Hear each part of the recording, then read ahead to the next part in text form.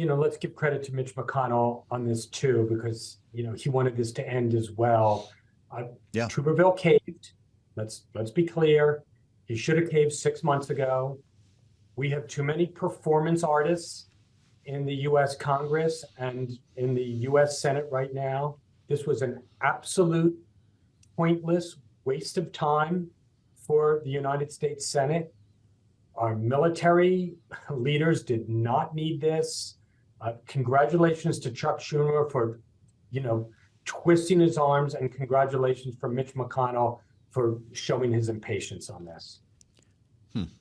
What do you think, Rick Davis? We've talked about this a lot. We've even had Tommy Tuberville come on to defend his position here. Was it that rule change? Was it the threat of finally having Republicans point him in a different direction that changed his view? Yeah, absolutely. I mean, nothing else actually happened. In fact, as I understand from the reporting, he even said that the deal he would like to do is he'll lift the hold on 400 nominations for confirmation if Republicans chose to vote against the standing rule that would have undermined his ability to block any of them. So, look, I mean, nobody wanted to change this Senate rule. They shouldn't have had to, as Jim Kessler said, that none of this should have been happening along the way. Tommy Tuberville, the coach, did a lot to diminish our military and his sort of performance art around abortion. And at the end of the day, he's not going to get anything other than now a group of 4 stars who have to kowtow to him in order to get their confirmations passed. I mean, why you would let 400 nominations go forward and hold up the people who are most responsible for making the decisions about our country's security abroad and keep them locked up, it makes no sense. But nothing he has done on this issue has made much sense to date.